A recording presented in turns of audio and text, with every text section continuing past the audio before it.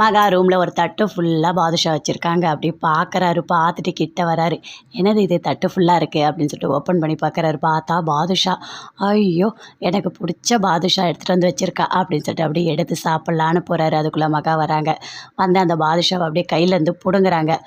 அப்படியே சாப்பிட்றாங்க. என்ன ஒரு பாதுஷா கூட கொடுக்க மாட்டேற, அப்படியே கையிலேருந்து பிடுங்கி சாப்பிட்ற அப்படின்னு சொல்லிட்டு சூர்யா சொல்கிறாரு. இங்கே பாருங்கள், எனக்காக தான் நான் பாதுஷா செஞ்சேன். எனக்காக மட்டும் தான் செஞ்சேன், உங்களுக்கு கிடையாது அப்படின்னு சொல்கிறாங்க. நீங்கள் போய்ட்டு உங்கள் ஸ்வேதா கிட்ட கேளுங்க, அவங்க பண்ணி கொடுப்பாங்க அப்படின்னு சொல்லிட்டு மகா சொல்கிறாங்க. அதை கேட்டோடனே சூர்யா அப்படியே யோசிக்கிறாரு. ஏன் மகா இப்படிலாம் பண்ணிகிட்ருக்க அப்படின்னு சொல்கிறாரு. ஐயோ பாப்பா பாதுஷா பயங்கர டேஸ்ட்டாக இருக்குது அப்படின்னு சொல்லிட்டு ஒன்று ஒன்றா எடுத்து அப்படியே சாப்பிட்டுட்டே இருக்காங்க. சூர்யா அப்படியே பார்க்குறாரு. எதுவுமே அவரால் பண்ண முடியல. அப்படியே சாப்பிட்டுட்டு போயிட்டு படுக்கிறாங்க. அப்படி பார்க்குறாரு. கண்டிப்பாக அந்த பாதுஷாவை சாப்பிடாமல் விடக்கூடாது. நமக்கு பிடிச்ச விஷயத்தை இவ கொடுக்க மாட்றா, வேணும்னு தானே இவள் வெறுப்பேற்றிட்டுருக்கா அப்படின்னு சொல்லிட்டு அப்படியே சமையல் ரூமில் போகிறாரு. போயிட்டு பார்க்குறாரு. பார்த்துட்டு அங்கேருந்து ஒரு பாதுஷா எடுத்து அப்படியே சாப்பிட்றாரு. கரெக்டாக வராங்க மகா. எதுக்கு இப்படிலாம் பண்ணிகிட்டு இருக்கீங்க? உங்களுக்கு தரமாட்டேன்னு சொல்லியும் போயிட்டு திருட்டுத்தனமாக எடுத்து சாப்பிட்டுட்ருக்கீங்க அப்படின்னு சொல்லிட்டு மகா கோவமாக அப்படியே திட்டுறாங்க. சூர்யா எதுவுமே பேசவே இல்லை. அப்படியே வச்சுட்டு அங்கேருந்து வராரு. மகா யோசிக்கிறாங்க, இவருக்கு இனிமேல் எதுவுமே கொடுக்கவே கூடாது அப்படின்னு பயங்கரமாக அப்படியே கோவப்படுறாங்க. அப்படியே உட்காந்துட்டே இருக்காங்க. சித்ராதேவி கௌதம் 2 பேருமே பயங்கர சந்தோஷமாக பேசிகிட்டு இருக்காங்க. அங்கேருந்து கத்துறாங்க ஐஸ்வர்யா, இங்கே வாங்க அப்படின்னு சொல்லிட்டு. ஏய், எதுக்குடி கத்திகிட்ருக்க? எதுக்கு இப்படி கத்திகிட்ருக்க? என்ன வேணும் உனக்கு? ஜூஸ் போட்டு கொடுக்கணுமா? இல்லை என்ன வேணும் உனக்கு அப்படின்னு சொல்லிட்டு கௌதம் 2 பேருமே சேர்ந்து கத்துறாங்க. இல்லை எனக்கு ஜூஸ் எல்லாம் வேண்டாம், எனக்கு எதுவுமே வேண்டாம் அப்படின்னு சொல்லிட்டு ஐஸ்வர்யா சொல்கிறாங்க. சரி, எதுவுமே வேண்டாம், எதுக்கு கத்திகிட்ருக்க அப்படின்னு சொல்லிட்டு கேட்குறாங்க. எனக்கு 1,00,000 ரூபா பணம் வேணும். ஏன், எதுக்காக 1,00,000 உனக்கு பணம் வேணும் அப்படின்னு சொல்லிட்டு சித்ராதேவி அப்படி கேட்குறாங்க.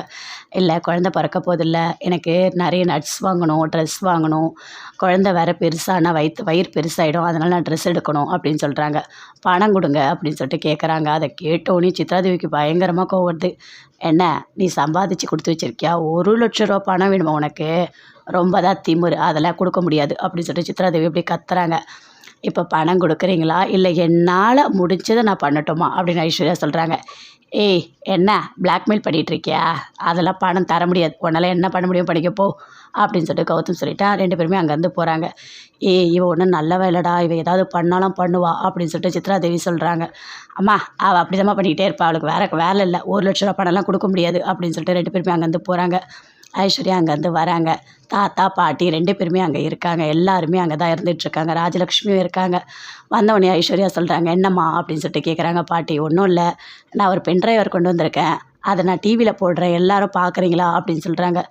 என்ன முக்கியமானதா என்ன அப்படின்னு சொல்லிட்டு ராஜலக்ஷ்மி கேட்குறாங்க. ஆமாம் முக்கியமானது தான் அப்படின்னு சொல்கிறாங்க. ஐஸ்வர்யா என்ன பண்ணுற அப்படின்னு சொல்லிட்டு சித்ராதேவி வந்து கேட்குறாங்க.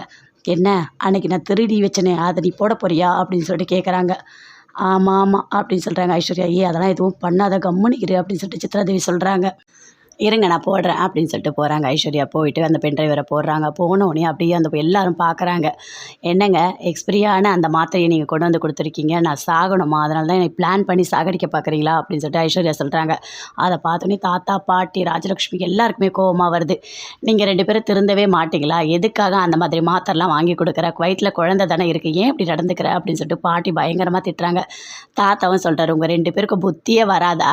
உங்களை எப்போ பார்த்தாலும் திட்டிகிட்டே இருக்கணுமா? உங்களை ஐஸ்வர்யாவை பார்த்துக்கிறத விட என்ன வேலை உங்களுக்கு அப்படின்னு சொல்லிட்டு அவரும் கத்துறாரு. ராஜலக்ஷ்மி அப்படியே அமைதியாக இருக்காங்க.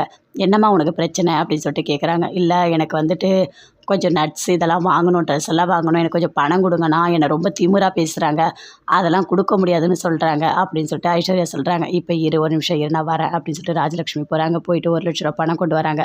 இந்தாம்மா, அதில் 1,00,000 ரூபா பணம் இருக்குது, நீ வச்சுக்கோ, உனக்கு என்ன வேணுமோ அதெல்லாம் வாங்கிக்கோ அப்படின்னு சொல்கிறாங்க. ஐஸ்வர்யா அந்த பணத்தை அப்படி பார்க்குறாங்க. பார்த்தீங்களா எப்படி வாங்கினேன் அப்படின்னு சொல்லிட்டு உள்ளே போகிறாங்க. இவன் சரியான திமிர் பிடிச்சவடா, இவன் எந்த லெவலுக்குனாலும் போவா அப்படின்னு சொல்லிட்டு 2 பேருமே அப்படியே பேசிக்கிறாங்க. இது எல்லாமே அனாமிகா காயத்ரி 2 பேருமே பார்க்குறாங்க. எதுவுமே பேசவே இல்லை.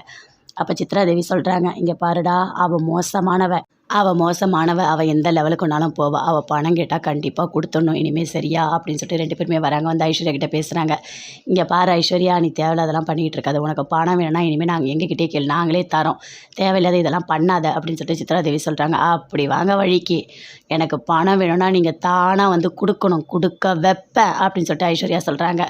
இவெல்லாம் திருந்தவே மாட்டா, இவன் நம்ம 2 பேர் உயிரை எடுக்கிறதுக்குன்னு இங்கே வந்திருக்கா அப்படின்னு சொல்லிட்டு சித்ராதேவி சொல்கிறாங்க. ஆமாம்மா, இவ பண்ணுறதெல்லாம் பார்த்தாலே எனக்கே கோவமாக தான் வருது அப்படின்னு கௌதம் சொல்கிறாரு.